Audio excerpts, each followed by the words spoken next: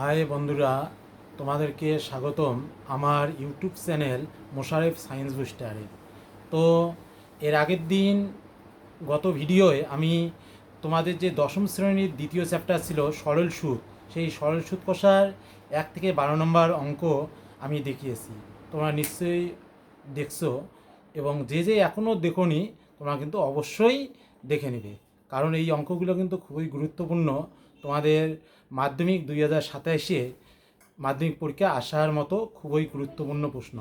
তো এই প্রশ্নগুলোর মধ্যে যেগুলো খুবই ইম্পর্টেন্ট কোশ্চেন থাকবে, আমি তোমাদেরকে অবশ্যই বলবো তোমরা একটু নোট করে রাখবে, এবং এই চ্যাপ্টার শেষে যে কোশ্চেনগুলো 2027 মাধ্যমিকে আসার মতো প্রশ্ন, সেগুলো নিয়ে কিন্তু আমি পরবর্তী ভিডিওতে তোমাদেরকে জানাবো। তোমরা অবশ্যই ফলো রাখবে আমার ইউটিউব চ্যানেলে।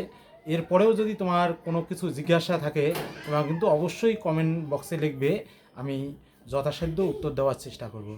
তো শুরু করা যাক।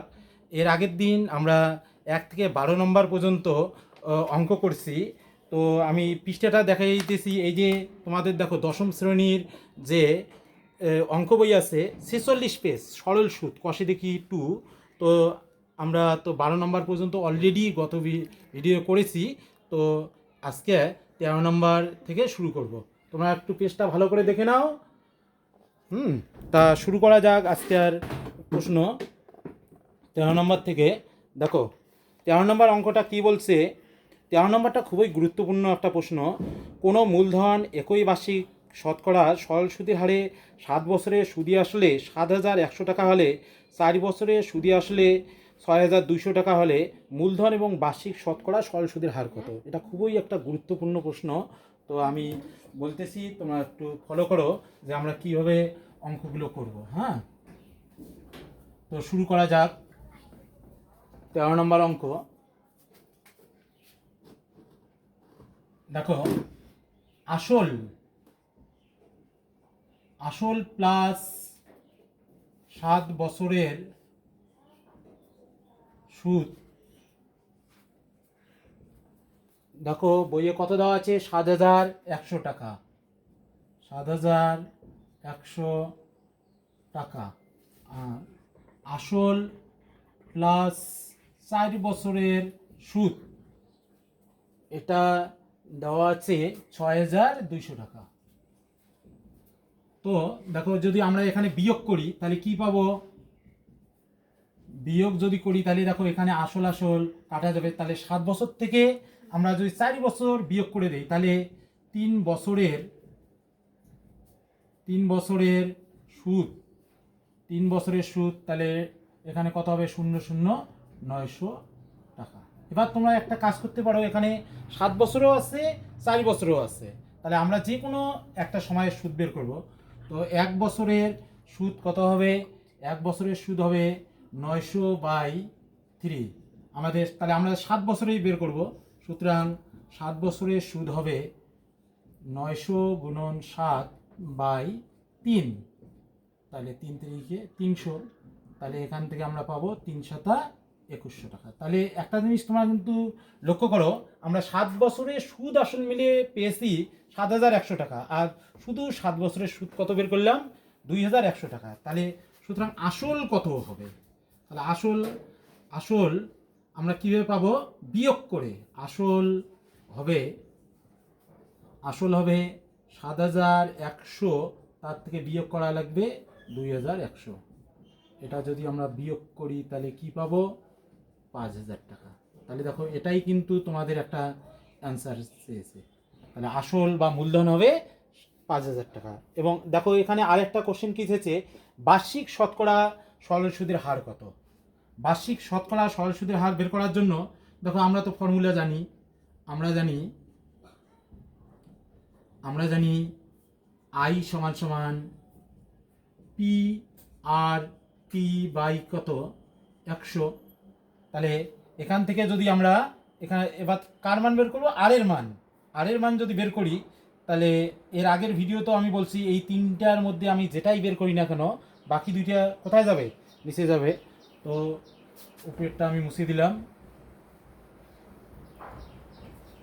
তাহলে এখান থেকে যদি আমি আর এর মান বের করি তাহলে আর সমান সমান উপরে হবে 100 গুণন আই বাই পিটি।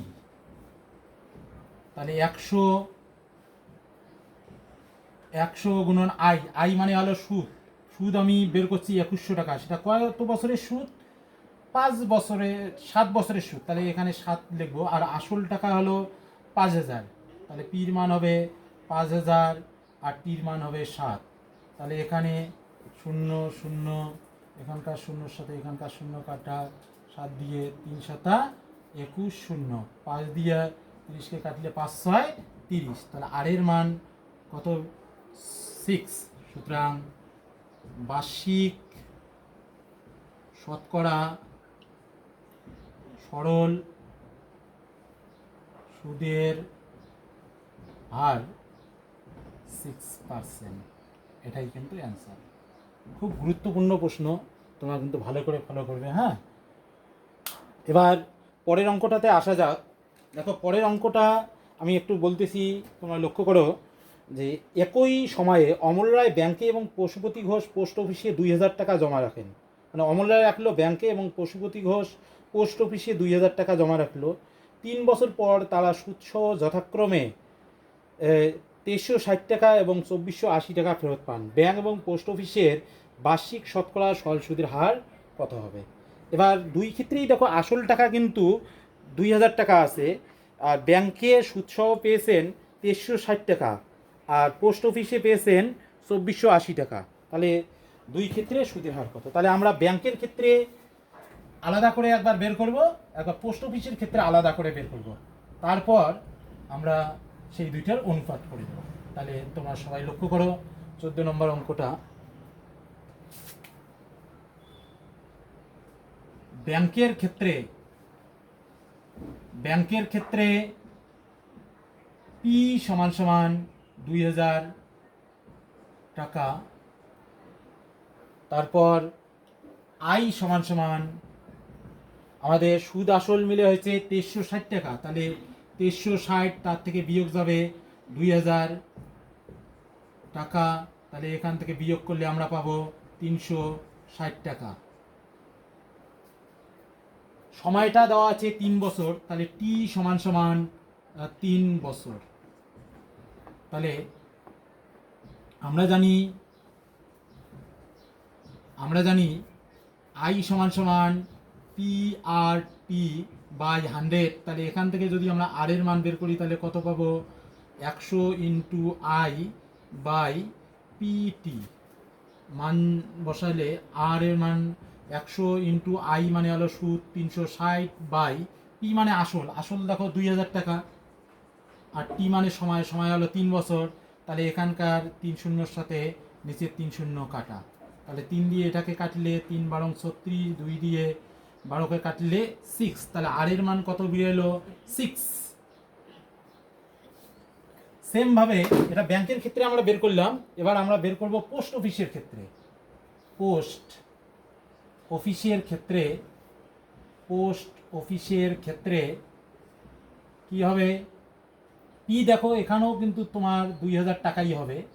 পি হলো 2000 টাকা। আই সুদে আসলে পেয়েছে কত টাকা? 2480 টাকা। তাহলে 2480, তার থেকে বিয়োগ হবে 2000। তাহলে এটা বিয়োগ করলে কত পাবো আমরা? 480 টাকা পাইলাম সুদ। সময় কিন্তু এখানেও 3 বছর আছে, তার মানে টি এখানেও 3 বছর আমরা জানি। তাহলে এখান থেকে আমরা আর এর মান বের করব। তাহলে আমরা জানি আই সমান সমান পি আর টি বাই 100। তাহলে এখান থেকে যদি আর এর মান আমরা বের করি তাহলে কত পাবো? 100 ইন্টু আই বাই পিটি। তাহলে আর এর মান কত হবে? 100। আই মানে সুদ দেখো আমরা আই এর মান কত বের করছি? 480 বাই পি মানে আসল হলো এখানে 2000 টাকা, টি মানে সময় কিন্তু এখানেও 3। তাহলে 3 শূন্যর সাথে নিচে 3 শূন্য কাটা, 2 দিয়ে এটাকে কাটলে 2 দুগুণ 4, 4 দুগুণ 8, 3 আসতে 24। তাহলে সুতরাং আর এর মান 8। তাহলে তোমরা একটা জিনিস লক্ষ্য করো, ব্যাংকের ক্ষেত্রে কিন্তু আর এর মান কত পাচ্ছি 6, আর পোস্ট অফিসের ক্ষেত্রে আর এর মান কত পাইছি 8। তাহলে এই দুইটা টাকার এবার অনুপাত বের করতে হবে। সুতরাং শেষে উত্তর লিখে দিবে ব্যাংক ও পোস্ট অফিসের বার্ষিক সুদের হারের অনুপাত হবে এই দুইটা টাকার অনুপাত করতে হবে 6:8। তাহলে 2 দিয়ে দেখো দুইটাকেই ভাগ যায়, তাহলে 3:4, এটাই অ্যান্সার। এটাও একটা গুরুত্বপূর্ণ প্রশ্ন, খুব ভালো করে করবে। হ্যাঁ, এবার তাহলে পরের কোশ্চেনে আসা যাক। 15 নম্বরটা দেখো, একটি তাঁত সমবায় সমিতি যন্ত্রচালিত তাঁত ক্রয় করার সময় 15,000 টাকা ধার করেন। 5 বছর পর সেই টাকা শোধ করতে সমিতিকে 22,125 টাকা দিতে হয়। ব্যাংকের বার্ষিক সরল সুদের হার কত? তো দেখো, এখানে তারটা ক্রয় করছে 15,000 টাকা দিয়ে, 5 বছর পর শোধ করছে 22,125 টাকা। তাহলে সুদ কত হবে? সুদ আমরা 22,125 থেকে যদি 15,000 টাকা বিয়োগ করি, তাহলেই কিন্তু আমরা সুদ পাবো। তাহলে তোমরা লক্ষ্য করো পরের কোশ্চেনটা।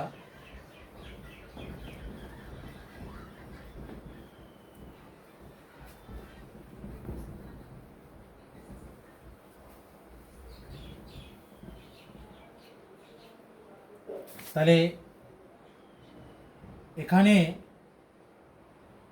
এখানে পি সমান সমান 15,000 টাকা, আই সমান সমান সুদে আসলে শোধ করছে 22,125, তার থেকে বিয়োগ যাবে 15,000 টাকা। তাহলে সুদ কত হবে? সুদ হবে 7,125 টাকা। সুদের হার কত দিছে না, হারটাই বের করতে হবে। সময়টা দিছে 5 বছর, টি সমান সমান 5 বছর। তাহলে আর সমান সমান কোশ্চেন বোধক চিহ্ন। তাহলে আমরা জানি আই সমান সমান পি আর টি বাই 100। তাহলে এখান থেকে যদি আমি আর এর মান বের করি, তাহলে কত পাবো? 100 into I by P T. তো এখানে মানটা বসে দিই। দেখো, বা আর সমান সমান 100, আই কত আছে? আই আছে 7,125। তাহলে আই এর জায়গায় হবে 7,125। নিচে দেখো পি আছে, পি মানে হলো 15,000 টাকা। তাহলে পির জায়গায় 15,000, আর টি মানে হলো সময়টা কত দেওয়া আছে? 5 বছর। তাহলে এখানে আমি 5 বসে দেবো। 2 শূন্য কাটা, 5 দিয়ে যদি এটাকে কাটি, 5 একে 5, 21, 4 5 20, 12, 5 2 10, 5 5 25। আবার 5 দিয়ে যদি কাটাকাটি করি, 5 দিয়ে 5 2 10, 42, 5 8 40, 5 5 25, 5 দিয়ে 3 5 15, 0। আবার 5 দিয়ে 5 6 30, 5 দিয়ে 5 5 25, 26 27 28, 35, 5 7 35, 3 দিয়ে 3 2 6, 3 19 57। তাহলে 19/2। তাহলে আর এর মান কত পাইলাম? 19/2। 19 যদি 2 দিয়ে ভাগ করি, তাহলে কত পাবো? 9 সমস্ত 1/2। তাহলে শেষে কিন্তু ফ্রেশ করে অ্যান্সারটা লিখতে হবে। বার্ষিক সুদের হার কত পার্সেন্ট হবে? 9 সমস্ত 1/2%। তো অঙ্কটা দেখবে। এবার পরের অঙ্কটা তোমরা একটু লক্ষ্য করো। 6 নম্বরটা লক্ষ্য করো। আসলাম চাচা কর্মক্ষেত্র থেকে অবসর নেওয়ার সময় 1 লাখ টাকা পেলেন। ওই টাকার কিছুটা ব্যাংকে এবং বাকিটা পোস্ট অফিসে জমা রাখেন। প্রতি বছর সুদ বাবদ 5,400 টাকা পান। ব্যাংক ও পোস্ট অফিসের বার্ষিক সরল সুদের হার যদি 5% ও 6% হয়, তিনি কোথায় কত টাকা জমা রেখেছিলেন হিসাব করে লিখি। দেখো, ও টোটাল ছিল 1 লাখ টাকা, ওই টাকার কিছুটা রাখছে ব্যাংকে এবং বাকিটা রাখছে পোস্ট অফিসে। প্রতি বছর সুদ বাবদ পেয়েছেন 5,400 টাকা। প্রতি বছর মানে আমাদের এখানে 1 বছর, কিন্তু এটা ভালো করে মাথায় রাখবে। ব্যাংক এবং পোস্ট অফিসের বার্ষিক সরল সুদের হার ব্যাংকে দেয় 5% আর পোস্ট অফিসে দেয় 6%, তিনি কোথায় কত টাকা জমা রেখেছিলেন? হ্যাঁ, খুবই গুরুত্বপূর্ণ একটা প্রশ্ন। তাহলে আমরা যদি ধরে নেই, মনে করি ব্যাংকে রাখেন X টাকা, তাহলে পোস্ট অফিসে কত রাখবেন? ওর টোটাল ছিল 1,00,000 টাকা, তাহলে 1,00,000 টাকার থেকে যদি X টাকা আমরা বিয়োগ করি, তাহলে 1,00,000 বিয়োগ X এটা রাখবে পোস্ট অফিসে। তাহলে এই জিনিসটা কিন্তু আমাদের আগে ভালো করে বুঝতে হবে যে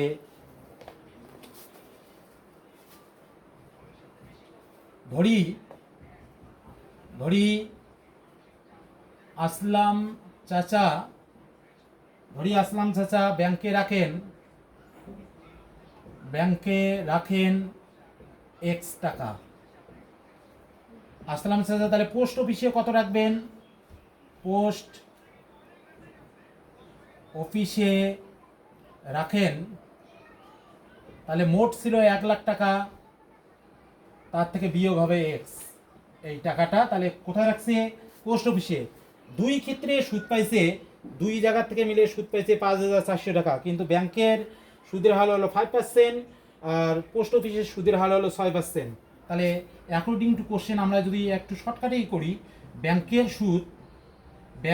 সুদ প্লাস পোস্ট অফিসের সুদ দুই জায়গা থেকে সুদ টোটাল পেয়েছেন 5,400। তো ব্যাংকের ক্ষেত্রে সুদের ফর্মুলা কি? I = PRT/100। তাহলে PRT/100 এখানেও কত হবে? PRT/100 = 5,400। তাহলে মান বসে দেই। ব্যাংকের ক্ষেত্রে আসল আমরা ধরছি X টাকা, আর এর মান হলো 5, T মানে প্রতি বছর মানে 1 বছর বাই কত? 100 প্লাস এখানে কত হবে? P এর মান 1,00,000 বিয়োগ X, আর এর মান হলো 6, T মানে এখানেও 1 বাই 100। তাহলে এখানে কত হবে? 5,400। তাহলে তোমরা একটা জিনিস লক্ষ্য করো, আমরা এখানে কাটাকাটি করব না, কারণ কাটাকাটি করলে আমাদের একটু ঝামেলা হবে। আমরা এই 100 থাকলেই আমাদের সুবিধা। এখানে 6 1 6 দিয়ে গুণ করে দেবো। তাহলে 6,00,000 বিয়োগ 6x বাই কত? 100, এটা কত? 5,400। তাহলে 100 হবে লসাগু, তাহলে উপরে কত হবে? 5x প্লাস 6,00,000 বিয়োগ 6x = 5,400। তাহলে এখানে 6,00,000, 6x থেকে 5x বাদ দিলে -x, আর 100 দিয়ে এটাকে ডাইরেক্ট আমরা গুণ করে দেই। তাহলে কত হবে? 5400। এখানে 100 দিয়ে গুণ করলে আবার 20। তাহলে বা এখান থেকে আমরা কার মান বের করব? x এর মান। তাহলে কি হবে? 6,00,000 বিয়োগ 5,40,000 সমান কত? x। তাহলে এটা বিয়োগ করলে কত হবে? 60,000 সমান x। তাহলে x সমান কত বের হলো? 60,000। তাহলে একটা জিনিস লক্ষ্য করো, x আমরা কি ধরছি? আসলাম চাচা ব্যাংকে রাখেন কত? 60,000 টাকা। তাহলে পোস্ট অফিসে কত রাখবে? 1,00,000 থেকে আমাদের 60,000 বিয়োগ করলে 40,000। তাহলে শেষে তোমরা কিন্তু অ্যান্সারটা লিখে দেবে। সুতরাং আসলাম চাচা